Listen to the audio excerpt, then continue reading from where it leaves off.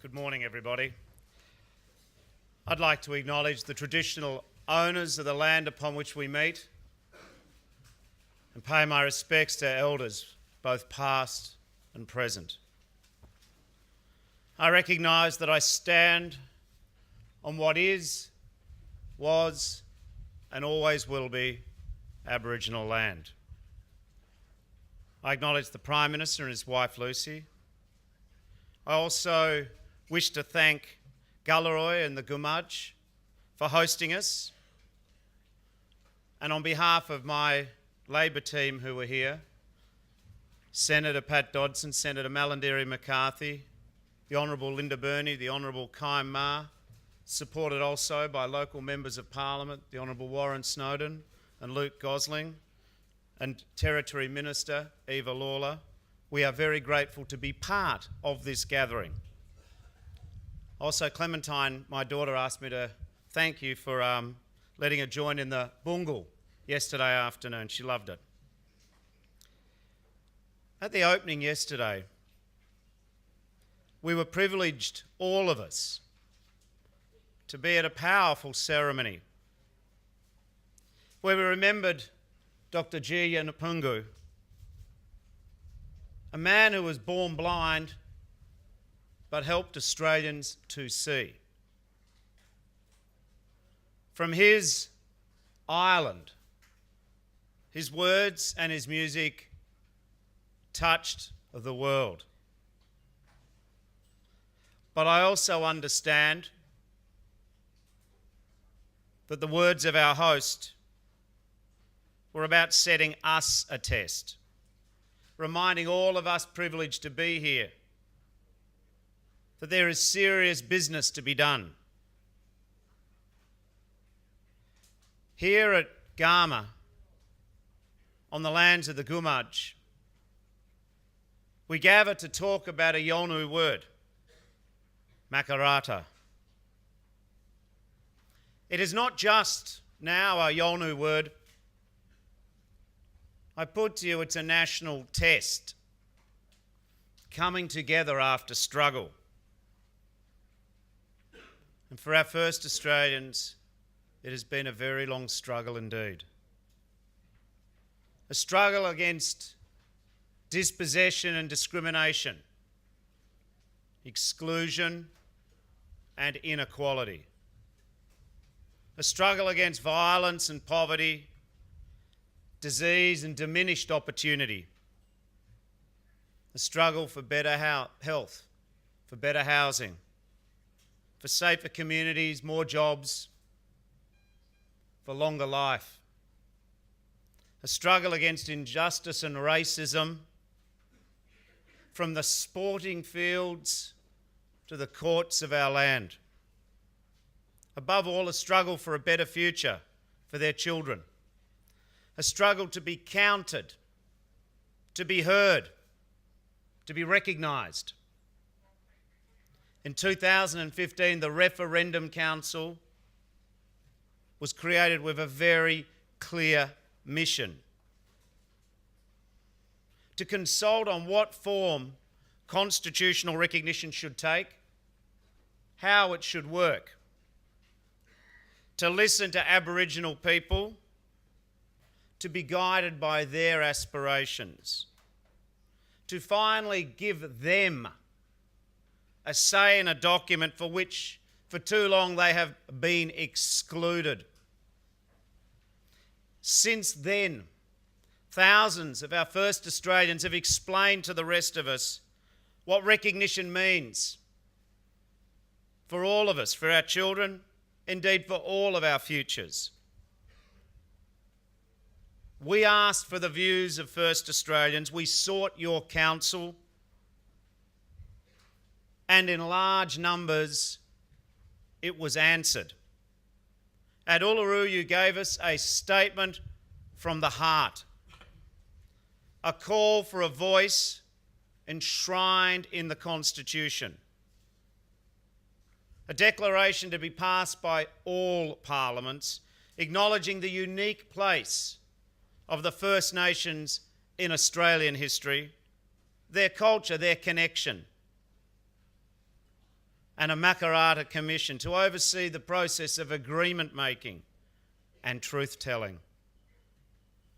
All three of these objectives speak to the long-held and legitimate aspirations of our first Australians. A proper acknowledgement of Aboriginal histories and the dispossession which followed upon the arrival of the Europeans. A bigger say in the issues which affect you. No more solutions imposed without consultation or consent. And a more lasting settlement. A new way forward, a new pathway, including through treaties. Now, these ideas are not new. But the Uluru Statement did articulate these with a new clarity, a new passion, a new sense of truth and purpose. And let me speak truthfully on behalf of Labor, the opposition. And I cannot be any more clearer than this. Labor supports a voice for Aboriginal people in our Constitution. We support a declaration by all parliaments. We support a truth-telling commission. We are not confronted by the notion of treaties with our first Australians. For us, the question is not whether we should do these things. The question is not if we should do these things, but when and how. The Parliament needs to be engaged. The Parliament needs to be engaged now. The Parliament needs to start the process of engaging with the people of Australia now. It does not come as a surprise to me that following upon the report of the Referendum Council, the Parliament's next step must be to consider this report.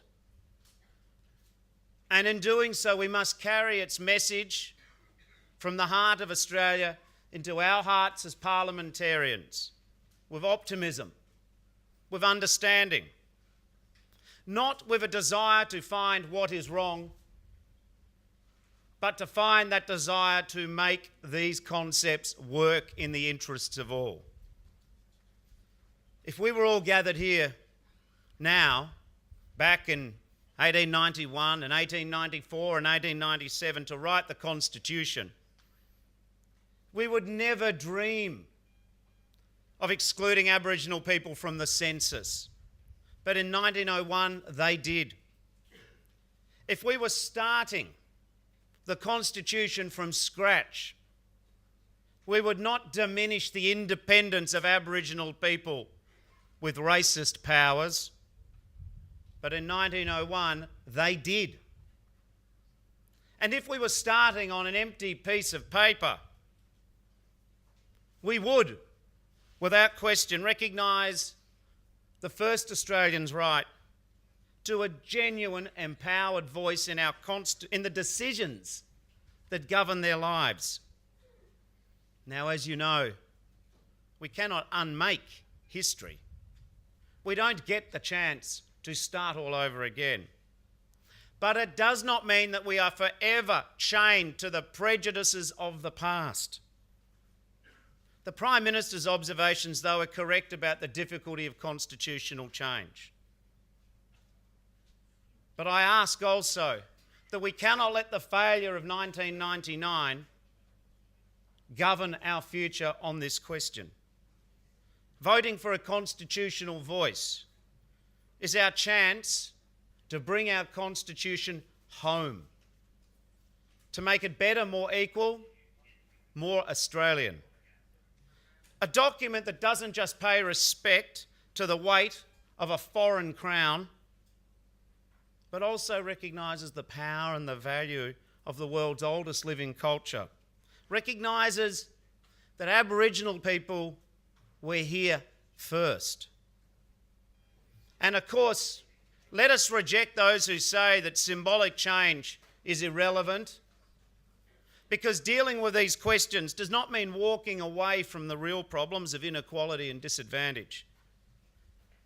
Talking about enshrining a voice does not reduce our determination to eradicate family violence. It doesn't stop us from creating good local jobs, training apprentices, treating trachoma, supporting rangers on country. It doesn't distract us from the crisis in out-of-home care, youth suicide, or the shocking growing number of Aboriginal people incarcerated for not much better reason than the colour of their skin. Aboriginal and Torres Strait Islander peoples do not have to choose between historical justice and real justice. You don't have to choose between equality in society and equality in the Constitution. You have an equal right to both. The Uluru Statement has given us a map of the way forward. And today I finally want to talk about how we follow it, how we take that next step. Not just the obstacles ahead, not just the problems, real as they are. Aboriginal Australians do not lead a Ballanda lecture about the difficulty of changing the Constitution. Our inspiration, friends, should not be 1999 referendum. It should be the 1967 referendum. You've lived this struggle every day. Let me be very clear. In my study of our history, in my experience, nothing has ever been given to Aboriginal people. Everything that is obtained has been fought for, has been argued for, has been won and built by Aboriginal people. Think of the Freedom Riders. Think of the Bark Petition, which Galarrwuy was witness to. Think of the Gurindji at Wave Hill. Eddie Mabo and his fight for justice. Nothing was ever sorted by simply waiting till someone came along and said, let me do it for you. It is not the way the world is organised. Every bit of progress has been driven by pride, by persistence, by that stubborn refusal to not take no for an answer when it comes to the pursuit of equality. Now, making the case for change and encouraging all Australians to vote yes for recognition, reconciliation and truth-telling, this is not easy. But before we can do that, we surely must agree on the referendum question. That has to be the long overdue next step. I've written to our Prime Minister and we've proposed a joint parliamentary committee, which they're taking on board, having a look at. Should be made up of the government, the opposition and crossbench MPs to work with Aboriginal leaders right across Australia. This committee could have some key responsibilities. One, advising the Parliament how to set up a Makarrata Commission and create a framework for truth-telling and agreement making, including treaties. Two, what would a voice look like? Whilst there are many questions, none of these are insurmountable. And three, as a matter of overdue recognition, to endeavour to finalise a referendum question in a timely fashion. There's no reason why that couldn't be done by the end of this year. The issues have been traversed for a decade. Now, friends, this is not a committee for the sake of a committee. It's not another mechanism for delay. It is the necessary process, the engagement of the Parliament. But we have had 10 years plus of good intentions. It is now time, perhaps, for more action.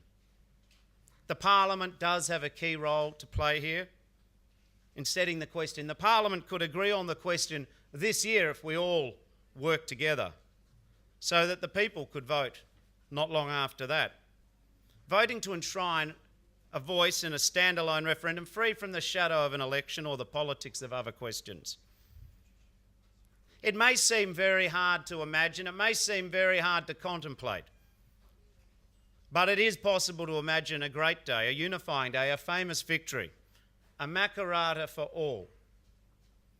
As I said yesterday, we've heard plenty of speeches. There are many fine words. But perhaps people have a right to be impatient after 10 years, indeed after 117 years. So the test I set isn't what we say here, in this beautiful place. It's what we do when we leave. It's the honesty of admitting that after the event, what is it that we do? The test I set for myself is, can I come here to future Garmas and look you in the eye and say, I have done everything I can? Because if I cannot say to you that I have done everything that I can, then I can't be truthful with my heart. Yesterday, Gallaroy spoke with a tongue of fire, told a powerful truth. He said that for more than 2 centuries we had been two peoples, living side by side, but not united. I think that is the challenge for politics too.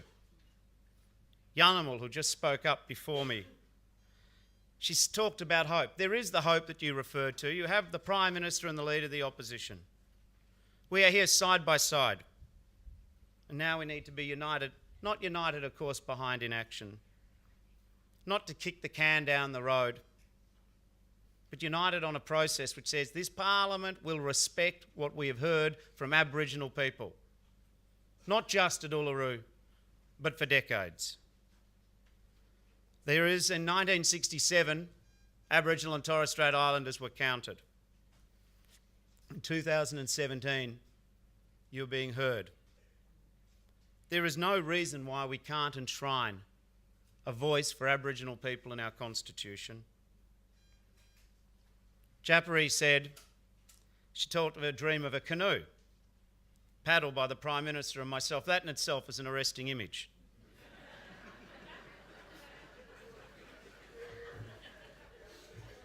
Two captains, no Indians.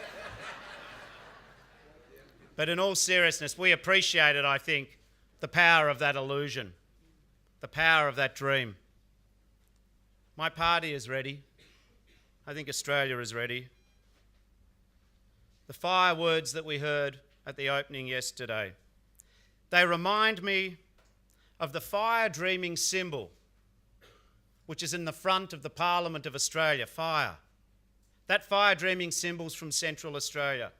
But it is connected, isn't it, by the words of Gallaroy yesterday. Again, that spirit of fire.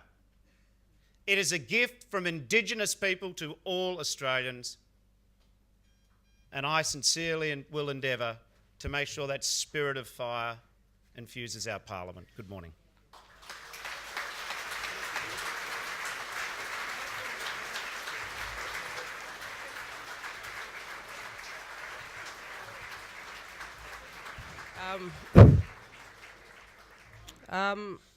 Thank you, Mr. Bill Shorten, Honourable Mr. Bill Shorten, for making that speech.